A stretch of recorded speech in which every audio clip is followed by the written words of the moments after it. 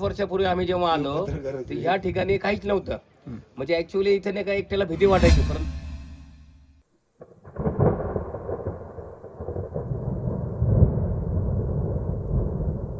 कुर्मे देव सर्वकार्येषु सर्वदा सर्वकार्येषु सर्वदा. प्रत्येक हत्तीची सोंड तोडलेली आहे.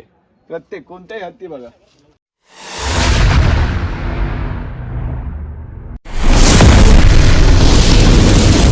साईराम माऊली कशात. आता जस्ट शिर्डी आपण केली आणि आता इकडून चाललोय गोंदेश्वर, म्हणजे शंकराचं मंदिर आहे, भोलेनाथाचं मंदिर आहे गोंदेश्वर. इकडे चाललोय आता. तो तुम्हाला दाखवतो. तो ब्लॉग पण तुम्ही शेवटपर्यंत नक्की बघा. आवडला तर लाईक करा, कमेंट करायला विसरू नका. चला पुढे आता दाखवतो तुम्हाला गोंदेश्वर मंदिर.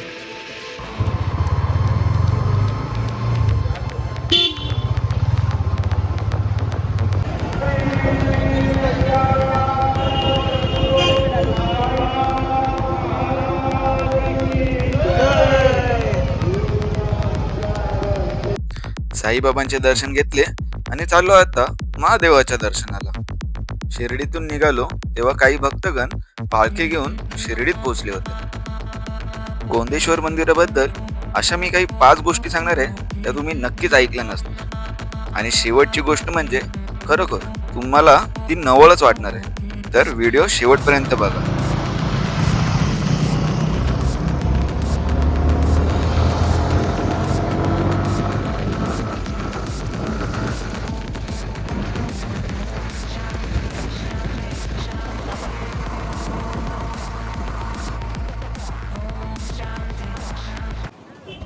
हे बघा आता सिन्नरला पोचलोय.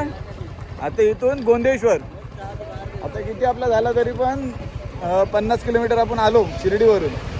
आता सिन्नरला पोचलोय. सिन्नरमध्ये आता गोंदेश्वर मंदिर करायचं आहे शंकराचं. चला तेव्हा आता दाखवतो. एवढी ड्रायव्हिंग करून करून ना फार भुगा झाला आहे. रस्ते वगैरे नाशिकचे बोलायला गेलात ना खूप चांगले आहेत. ड्रायव्हिंग करायला पण मजा येते, पण जरा त्रास होतो आहे, पण मजा येते. तुम्हाला कशी वाटते व्हिडिओ आपली ते पण सांगा. गोंदेश्वर मंदिर. गोंदेश्वर मंदिर महाराष्ट्रातील सिन्नर या ठिकाणी आहे, म्हणजेच नाशिक येथे आहे. हे नाशिक शहरापासून सुमारे 300 किलोमीटर अंतरावर पडते आणि शिर्डीपासून 50 किलोमीटर अंतरावर पडते.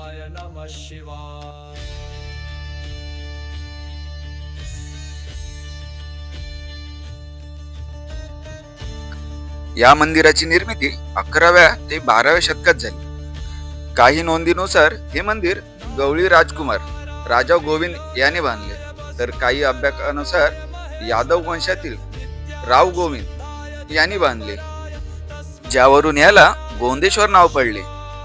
मंदिर हेमाडपंथी शैलीत बांधलेले आहे. काळ्या दगडात बांधलेले असून दगडामध्ये चुना किंवा सिमेंटचा अजिबात वापर नाही.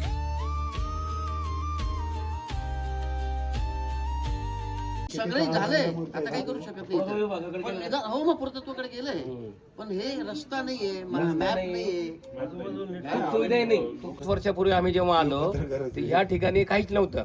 म्हणजे ऍक्च्युअली इथे नाही का एकट्याला भीती वाटायची. परंतु आज नाही का पर्यटक येतात, भाविक येतात, या ठिकाणी दर्शन घेतात. त्यांचं श्रद्धेचे ठिकाण आहे. तर ह्या ठिकाणी शासनाने काय करायला पाहिजे, ह्या ठिकाणी नाही का त्याचं जतन करायला पाहिजे, त्याची सुरक्षा ठेवायला पाहिजे. आणि ह्या गार्डन वगैरे आहे त्याला पाणी वगैरे द्यायला पाहिजे, रंगरंगोटी करायला पाहिजे, आणि याला आर्थिक थोडं सहाय्य करून याचं आणखी डेव्हलपमेंट करायला पाहिजे. आणि हे फोटो बाहेर डिस्प्ले करायला पाहिजे. रस्ता रोड वगैरे केले तर पर्यटकांना जे ज्या भाविक आहे त्यांना पण नाही का चांगलं सुखसुविधाही मिळेल आणि जास्तीत जास्त शासनाला पण महसूल मिळेल. म्हणजे शासनाचा काय होईल, महसूलही मिळेल आणि ह्या मंदिराचं नाही का जतन होईल. सर्वात मोठी गोष्ट, हे मंदिर पंचायतन पद्धतीचे आहे, म्हणजेच मुख्य मंदिराभोवती 4 लहान मंदिरे.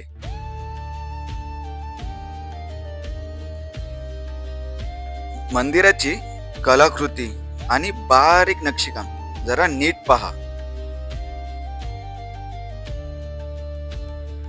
मंदिराची रचना काही अशा प्रकारे आहे. मुख्य मंदिर भगवान शिवला समर्पित आणि 4 उपमंदिरे विष्णू, गणपती, सूर्य आणि पार्वती माता यांना समर्पित. महाराष्ट्रातील सर्वात सुंदर आणि सुस्थितीत असलेले यादवकालीन मंदिरापैकी हे एक मंदिर. चला तर या मंदिराबद्दल तुम्हाला अजून एक रोचक तथ्य सांगतो. मंदिराची रचना अशा प्रकारे केली आहे की मकर संक्रांतीच्या काळात किंवा अजून ठराविक काळात सूर्यप्रकाश थेट गर्भगृहातील महादेवाच्या पिंडीवर जाऊन पडतो. आणि हे तुम्हाला माहित होते का? कमेंटमध्ये मला नक्की सांगा. गर्भगृहावर बांधलेले आकाशाकडे झेपावणारे मंदिराचे पटईचे शिखर अतिशय देखणे असून अप्रतिम कोरीवकामाने सजवले आहे. थांबा, हे पाहायचं मिस करू नका. मंदिराच्या भिंतीवर रामायण, महाभारत आणि विविध देवी देवतांच्या मूर्ती कोरल्या आहेत. जसे नृत्यांगण, पशुपक्षी आणि दैनंदिन जीवनातील प्रसंग यांच्याशी सुंदर शिल्पे दिसतात.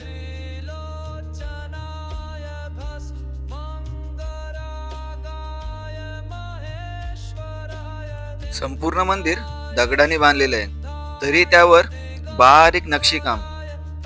किती सुंदर कलाकृती त्या काळी सादर केली होती. महादेवाच्या या मंदिरात महाशिवरात्रीला येथे मोठी यात्रा भरते. मंदिराला भेट देण्यासाठी सकाळपासून संध्याकाळपर्यंत मंदिर दर्शनासाठी खुले असते. महाशिवरात्रीला व श्रावण महिन्यात विशेष गर्दी पाहायला मिळते.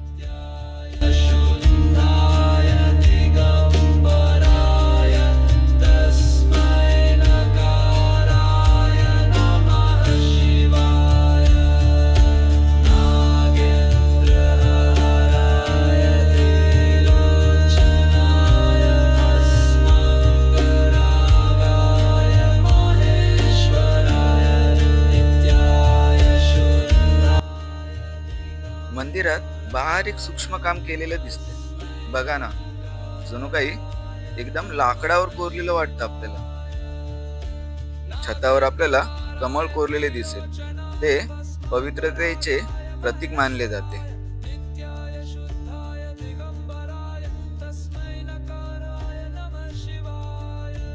मंदिरातील हे काम सर्वात आकर्षक भाग आहे.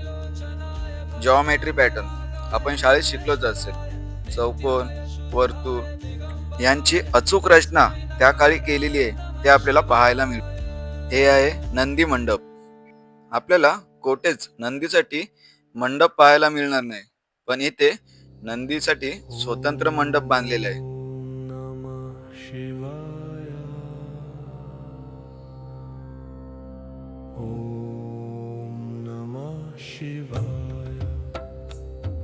नंदी मंडपाच्या बाजूलाच हे 3 नंदी भग्न अवस्थेत दिसतात.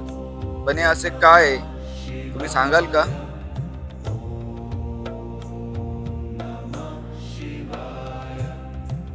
चला तुम्हाला अजून एक इंटरेस्टिंग गोष्ट सांगतो. मंदिर काळ्या पाषाणापासून बनलेलं आहे, हे आपण मगाचपासून ऐकतोय. पण या मंदिराचं एक आश्चर्य म्हणजे हे मंदिर गुलाबी वेसिक्युलर खडकापासून बनलेलं आहे. यामुळे मंदिराला नैसर्गिक गुलाबी रंग प्राप्त झाला आहे.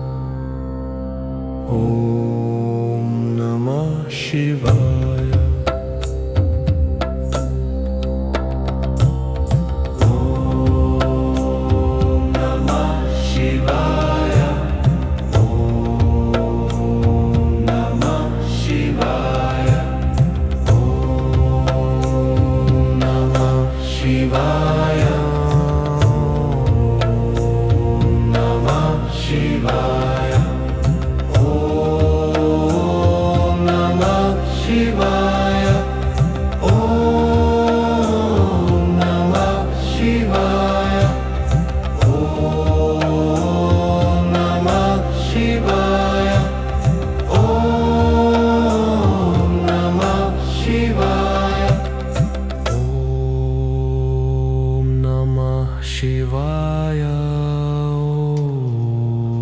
ॐ नमः शिवाय ॐ नमः शिवाय ॐ नमः शिवाय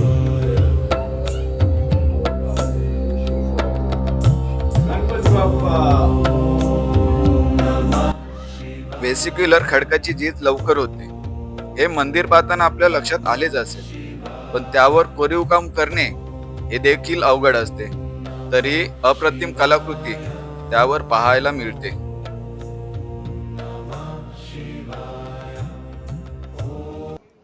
मंदिर एवढं सुंदर आहे, पण मंदिराच्या हे बघा खालच्या भागाला आपल्याला हत्ती दिसतील, पण प्रत्येक हत्तीची सोंड तोडलेली आहे.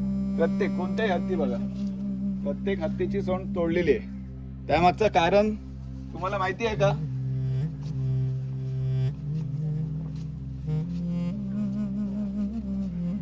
जर कोणाला माहिती असेल ना तर कमेंट मध्ये नक्की सांगा, जेणेकरून आम्हालाही समजेल. प्रत्येक हत्तीची सोंड तोडले, पण ती का? हत्तींची रचना पायथ्याशी रांगेत कोरलेली आहे, ज्याला गजथर म्हटले जाते. प्राचीन मंदिरात स्थापत्यशास्त्रात हत्ती सामर्थ्य, स्थिरता आणि भव्यतेचे प्रतीक मानले जाते. या शिल्पांमध्ये हत्तींना संपूर्ण ताकदीने मंदिराचा भार पेलताना दाखवले आहे. मित्रांनो, या हत्तींबद्दल काही लोक सांगतात की याची सोंड पहिली पूर्ण होती, आणि इंटरेस्टिंग गोष्ट म्हणजे काही लोक बोलतात या हत्तीच्या सोंडेमध्ये मौल्यवान वस्तू म्हणजेच हिरे होते. पण खरंच असं काही होतं का फक्त ही कथा आहे? ते एक रहस्य बनून राहिले. हे आहे स्वर्ग मंडप, मंदिराचे मुख्य आकर्षण. खरोखरच शोभेल असं नाव दिले, स्वर्ग मंडप. स्वर्ग मंडपातली शांतता मनाला भारावून टाकणारी होती.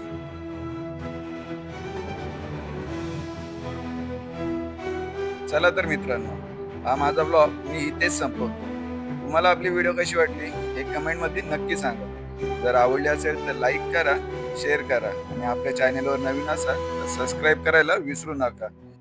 तुम्ही तुमचा किमती वेळ आपली व्हिडिओ बघायला दिली त्याबद्दल मनापासून धन्यवाद. चला भेटू आता नेक्स्ट ब्लॉग मध्ये. Bye bye.